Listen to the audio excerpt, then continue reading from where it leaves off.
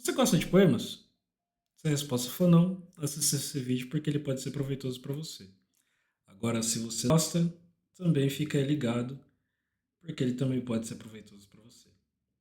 Meu nome é Bruno, sejam bem-vindos ao canal Entre Rasuras, e hoje eu vou falar um pouquinho de poesia através do poema Tecendo Amanhã, de João Cabral de Melo Neto. Entre Rasuras. Acho que é senso comum quando a gente fala de poemas, e quando eu falo senso comum, não falo de maneira pejorativa, né, mas como experiência coletiva, que poema costuma ser uma leitura difícil, né? Porque um poema, a linguagem de um poema, ela tende a ser complexa. E a linguagem de um poema, ela tende a ser complexa porque ela vai para além do sentido denotativo e conotativo. Ou seja, em outras palavras, no sentido literal e no sentido figurado.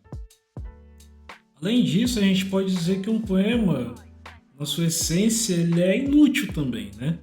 E aí, inútil quer dizer que ele não é utilitário, que ele não é objetivo, né? E que até a impossibilidade de se conseguir comunicar algo acaba sendo uma possibilidade, uma realidade no poema. Mas não só isso, quando a gente fala de poema, a gente pensa também na relação entre a forma e conteúdo, né? O poema, a questão da forma vai desde a organização estrutural dos versos, né, que são a gente sempre aprende na escola, são as linhas do poema, as estrofes, né? Mas aí pensa o verso como unidade métrica, né? Então vai desde as escolhas lexicais, as escolhas das palavras, a própria construção do verso, né, o espaçamento do verso e, e a organização das estrofes em si. Então a complexidade ela aumenta a cada grau, a cada dimensão. Mas o interessante do poema também é que, dentre outras inúmeras possibilidades, é uma forma de refletir sobre a própria construção da linguagem, né? E sim, é necessário ter brio também para se ler um poema. A ideia do vídeo, principalmente para você que não gosta de ler, é pelo menos mostrar um pouquinho, né, sobre essa complexidade quando a gente fala de forma e quando a gente fala de conteúdo. Além dessa realidade incontornável, né, da complexidade de um poema, os poemas são complexos e esse é o grande barato. A gente pode citar uma outra série de fatores que acabam afastando as pessoas de lerem poemas, né, de se tornarem leitores de poemas. Estou falando justamente com você que não gosta de ler poema agora. Seja pela falta de acesso à cultura, seja por experiências ruins, né, na vida escolar ou experiências ruins de leitura, e acaba afastando as pessoas. Então, isso é um processo natural. Mas é importante pensar que todo mundo deveria pelo menos ter acesso a isso. O que fazer com esse acesso é outra questão. Deveria ser ofertado a todo mundo ter essa possibilidade, né, de ter acesso, de poder ler um poema. Eu acho que um texto clássico sobre isso é o texto do Antônio Cândido, né, crítico, um dos maiores críticos literários do Brasil, né, professor da USP. E ele tem um livro, ele tinha, né, ele já faleceu, veio a falecer. Ele tinha um texto chamado, né, O Direito à Literatura. Esse texto, basicamente, ele fala da literatura como um direito universal. Todo mundo deveria ter acesso. E isso cabe uma grande discussão que não vale desenvolvê-la aqui.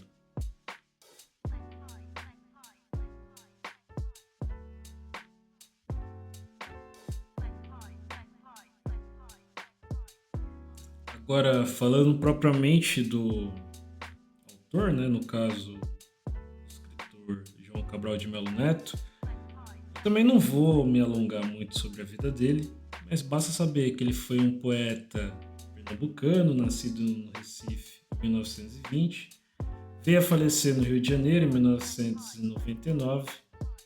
E ele foi um dos escritores ali, um dos principais escritores da chamada geração de 1945, né? Uma geração ali do pós-Segunda Guerra Mundial. E ele teve, né, obras como Morte e Vida Severina, que é considerado o maior poema dele. Educação pela Pedra também é um livro, né, muito famoso. E o livro de estreia dele foi A Pedra do Sono, publicado ali nos anos de 1940. O livro em questão, que situa o poema que eu vou analisar, né, Tecendo Amanhã, que se encontra no livro Educação pela Pedra, foi publicado em 1966, então pertence à fase tardia do autor. Né? Então é basicamente isso. A gente vai agora à leitura do poema e eu vou explicar para vocês um pouquinho essa questão de forma-conteúdo relacionando esse poema.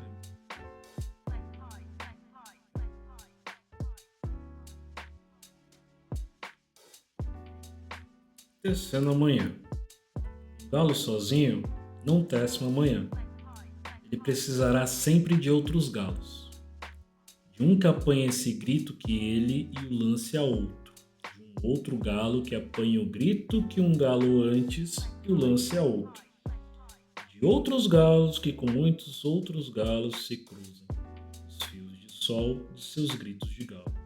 Para que amanhã, desde uma teia tênue, se vá tecendo entre todos os galos.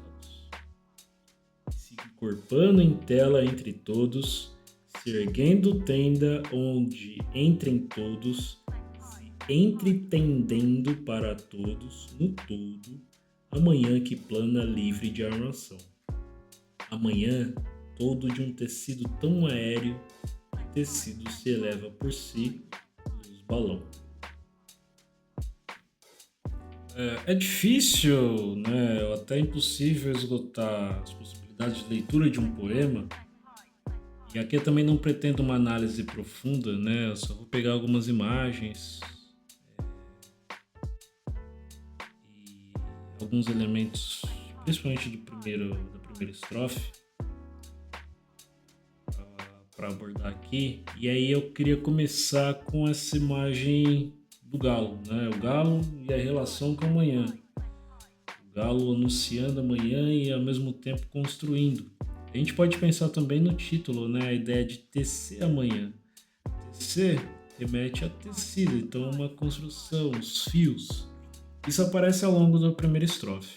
No primeiro verso, acho que fica um pouco claro também, né? O galo sozinho não tece uma manhã. E aí, a partir do segundo verso, ele precisará sempre de outros galos. Né? Então, o poema, logo no seu início, ele já dá uma relação de... Ele já mostra uma relação de dependência.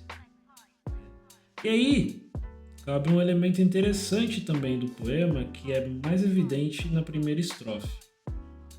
Esse elemento, ou melhor, esse recurso que aparece na primeira estrofe, é o enjambement, também chamado de cavalgamento. Basicamente,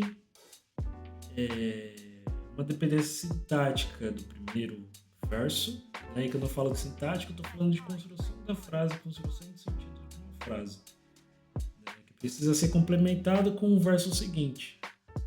Então, por exemplo, quando a gente analisa o segundo verso e o terceiro, ou melhor, o terceiro e o quarto, de um que apanha esse grito que ele e o lance a outro. Outro galo que apanha o grito que um galo antes e o lance a outro. Então sempre vai estabelecendo uma relação, né?